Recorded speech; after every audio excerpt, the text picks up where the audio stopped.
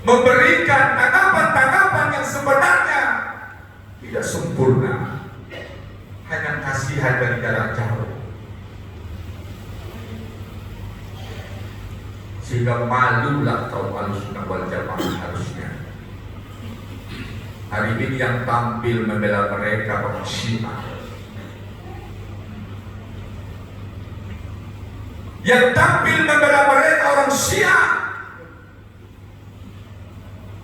yang akidahnya akidah yang sesat, tetapi dia peduli dengan saudara kita. Jadi perbincangan hangat hari ini tentang hukumnya. Ada yang sibuk waspada Syiah ambil panggung. Kalau di depan saya pukul orang itu.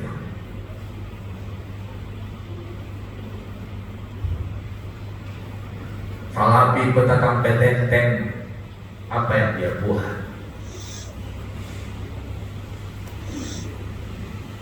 Bahkan dia menganggap Syiah lebih berbahaya dari perang Israel.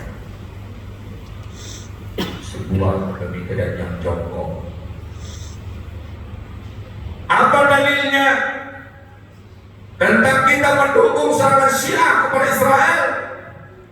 Yang pertama, hadis Rasulullah SAW, Innallaha yuqawwi hadzal din bisultani jahil. Allah akan menguatkan agama ini dengan kekuasaan yang jahat. Ada kalanya kekuasaan yang jahat suatu saat yang berguna menguatkan agama ini. Innallaha yuqawwi hadzal din bisultani jahil.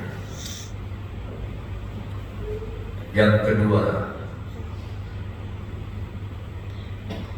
doa yang diajarkan, wa asghir zalimina bizalimin, sibukkan orang zalim dengan orang zalim. Yang ketiga,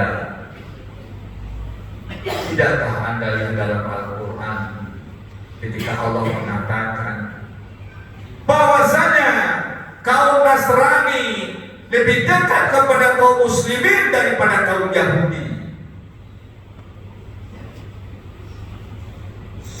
Allah memberikan setiap orang kafir itu ada perbandingannya. Kaum Nasrani, kata Allah, lebih dekat kepada kaum Muslimin daripada kaum Yahudi. Sekarang ada Syiah, ada Nasrani, ada Yahudi, ada Nasrani, ada Syiah, ada Muslim. Mana yang lebih dekat? Itu saja Syiah.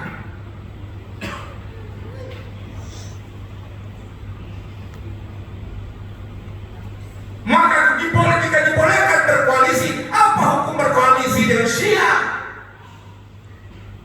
Ada beberapa hadis Imam Muslim, riwayat Ibnu Mas'ud, hadis panjang tentang perang akhir zaman, dalam Malhamah Kubra.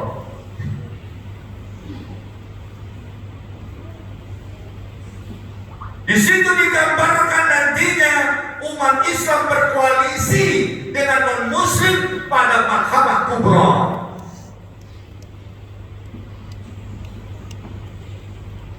Umat Islam berkoalisi dengan Romawi. Artinya apa? Muslim berkoalisi dengan kafir, memerangi kafir berikutnya.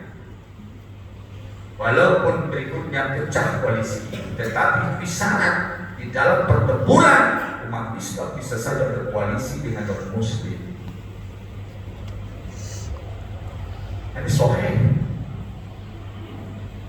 Terus sudah kepada rahmat Allah. Kita ini bodoh dalam fikih jihad, tidak paham dengan strategi jihad.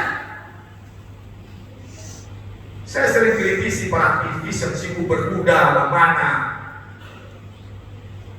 Itu perang hutan. Perang hutan, perang kasar itu perang kota. Perang kota itu perang teknologi.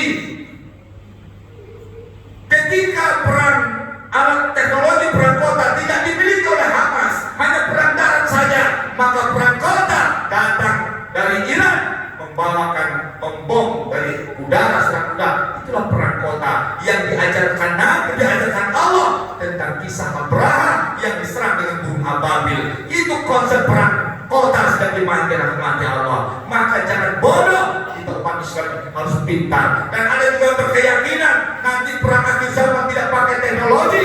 Di akhir zaman perang kota, perang teknologi, bukan perang perang berkuda. Keliru itu sudah dimainkan rahmati Allah.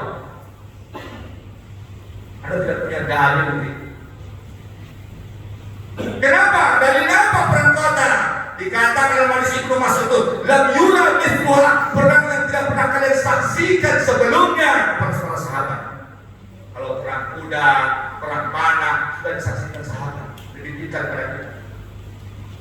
Tapi kata Nabi, perang akhir zaman itu perang yang tidak pernah kalian saksikan, lam yura mithluha.